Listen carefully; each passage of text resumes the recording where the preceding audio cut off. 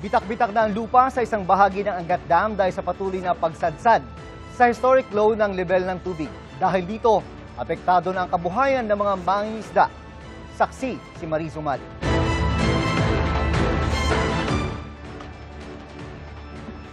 Ilang dekada ng pangingisda ang kabuhayan ni Tatay Guillermo at ng mga kapwa niya dumagat sa malawak na katubigan ng Angat Dam. Pero sa nakalipas na ilang buwan, kinailangan daw muna niyang ihinto ito dahil patuloy raw ang pagbaba ng tubig sa Angat. Aming mga isda kaya nagkakamatay, nababaon na sa putik. Yung kanilang mga hasang punong-puno ng putik, kaya hindi na sila patay po yung isda niya sa saka pong mababaw lang talaga ng aming dam. Taon-taon naman daw bumababa ang level ng tubig sa dam, pero ngayon lang daw umabot sa ganito kababang level ang tubig dito.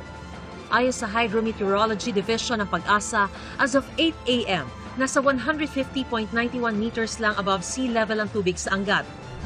Ito na po yung historical low na na-record namin sa Angat Dam elevation. Noong last July 25, meron kaming na-record na 150.60 meters. Yun na po yung pinakamababang na record namin. Ngayon po lang, nung ito po lang nangyari ang ganitong kami na nagdadasal na talagang lumaki po ang tubig na. Para mabigyan ko lang po kayo ng picture kung gaano na karaming tubig ang nawala rito sa Angat Dam, ang normal high water level po rito ay umaabot hanggang doon sa paanan ng mga punong yon na natatanaw po ninyo. Malayong-malayo na sa level ng tubig ngayon na halos pasadsad na sa riverbed. 60 million cubic meters nga lang daw ang tubig sa Angat Dam ngayon, katumbas ng 24,000 Olympic-sized swimming pool. Napakalayo sa normal high water level o pagpuno ang dam na nasa 850 million cubic meters, katumbas ng 340,000 Olympic-sized swimming pool. Noong huli kong punta sa Angat nito lang Abril, nasa 191 meters above sea level pa ang level ng tubig. Pero makalipas ang 2 buwan, hindi na tumaas pa sa ganung level ang tubig dito. Partida pa dahil panahon na dapat ng tag-ulan. Ngayon, bakas na rin ang lumot sa kakaunting tubig na naipon sa bahaging ito ng spillway. Epekto na rin to nung tinatawag natin na El Nino. Nagkaroon tayo ng mga mahina, less rainfall, tapos yung mga bagyo natin not enough na mapataas niya talaga ng gusto yung elevation ng Angat Dam. Mas masaklap pa sa isang bahagi ng Angat na aming tinahak. Narito po ako sa may dike ng Angat at dito makikitang tuyong-tuyo na ang dam. Katunayan, nagkabitak-bitak na ang lupa sa bahaging ito.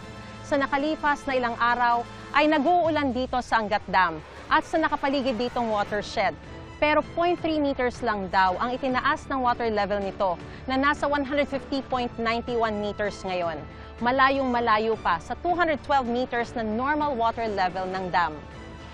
Ayon sa mga eksperto, bagyo lang o kaya'y matagal na tuloy-tuloy na ulan ang magpapaangat ng level ng tubig dito sa Angat. Mahalaga ang tubig mula sa Angat dahil dito nagmumula ang domestic water requirements ng Metro Manila, nagge-generate ng hydroelectricity at irigasyon din para sa pananim sa Bulacan at Pampanga. 60 meters above sea level ang minimum operating level na kailangan para masupply ang domestic needs ng Metro Manila, habang 180 meters above sea level naman para sa irigasyon. Pag mas mababa, kakailanganin ng bawasan ang supply sa dalawang pangangailangang ito. Magtipid po talaga tayo dahil medyo kaunti yung tubig na ngayon na nasa Angat Dam.